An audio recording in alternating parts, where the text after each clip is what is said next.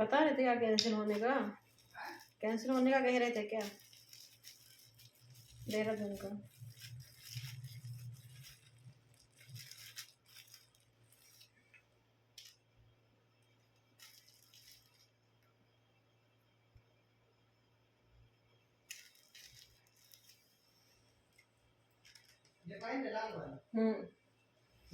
पहन लो।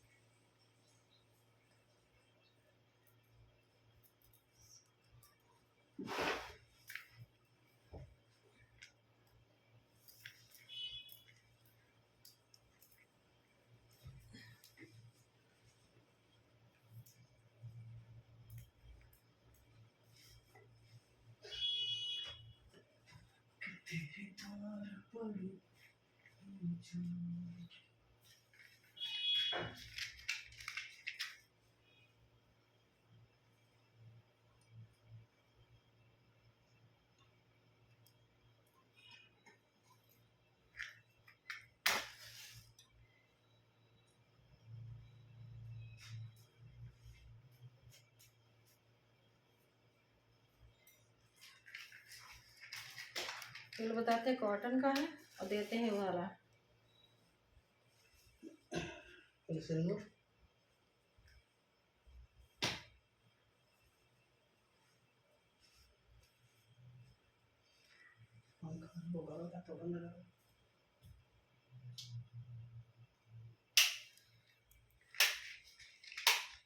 लाइट पूरी जलने दो।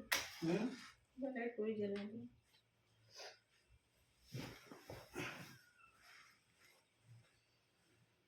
ओम मंगलम मंगलम मंगलम मंगलम।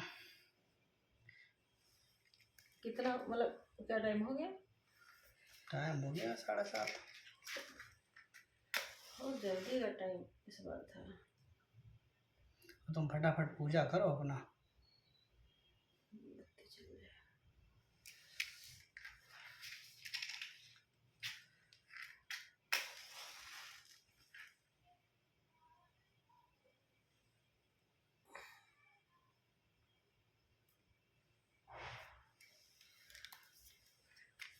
इधर मेरे कमर बहुत चुका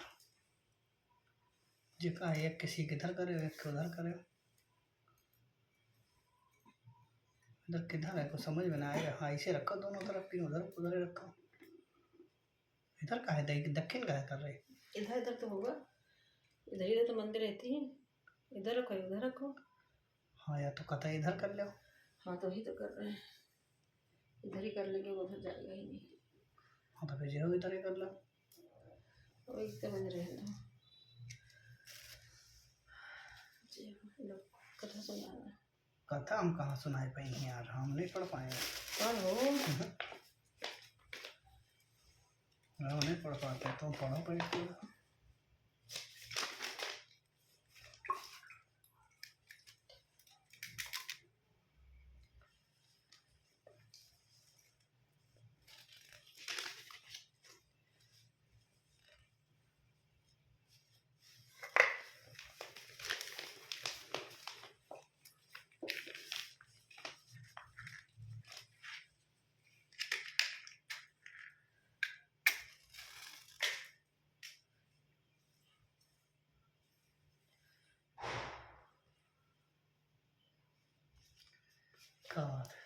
पढ़ो पढ़ो पढ़ो। एक साहूकार के 7 बेटे और एक बेटी थी। सातों भाई तथा बहन नित्य एक साथ प्रेम से भोजन किया करते थे। बहन का विवाह होने के बाद भाई भोजन करते समय बहन की याद करते और फिर अनमने से भोजन किया करते।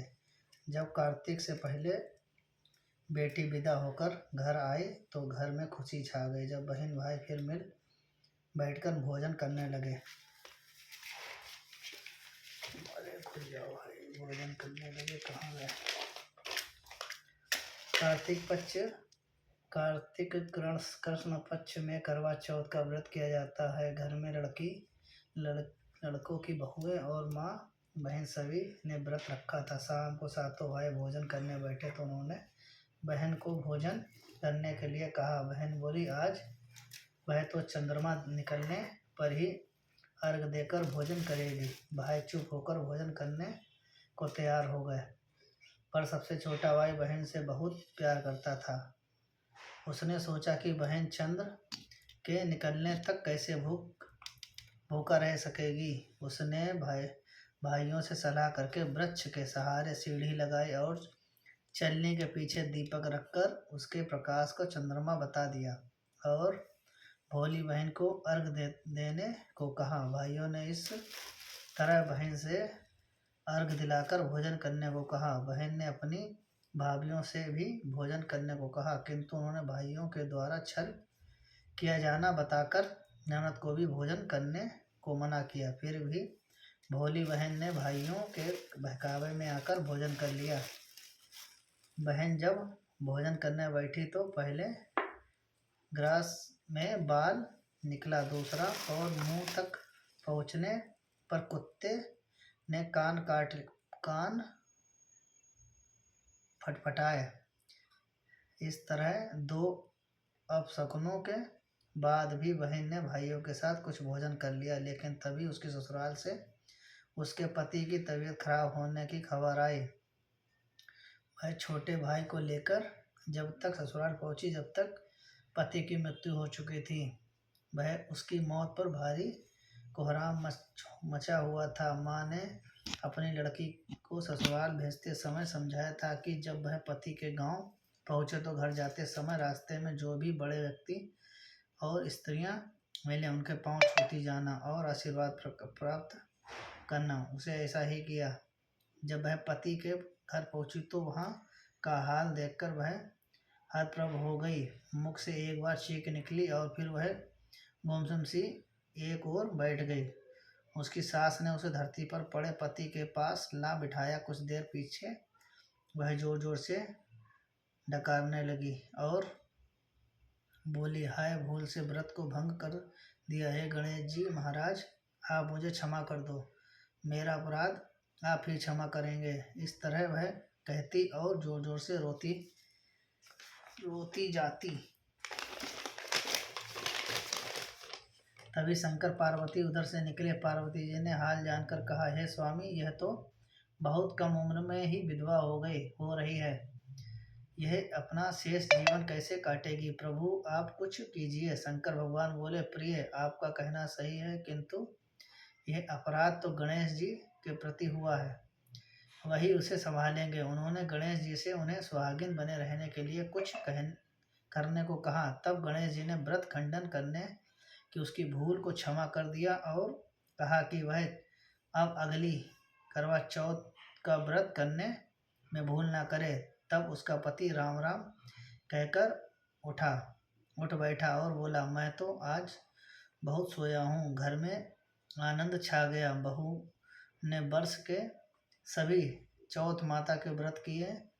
सभी चौथ माताओं के कार्तिक की सबसे बड़ी करवा चौथ का व्रत करके अखंड सौभाग्य पाने की बात कही। तब उसने कार्तिक आने पर करवा चौथ का व्रत विधिपूर्वक पूर्ण किया और अपने पति सहित सुख से रहने लगी। अब वह प्रतिवर्ष करवा चौथ का व्रत हंसी खुशी किया करती है। करवा चौथ माता, आपने जिस तरह साहूकार की बेटी का व्रत करने पर उसके पति को दीर्घायु प्रदान करी, उसी सौभाग्य दिया, उसी तरह प्रसन्न होकर सभी व्रत करके इस कथा को पढ़ने वाले सुनने वाली देवियों को भी उत्तम और अखंड सौभाग्य प्रदान करना। और देखो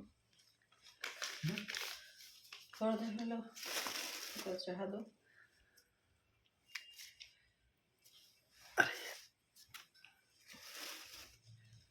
पकड़े लो।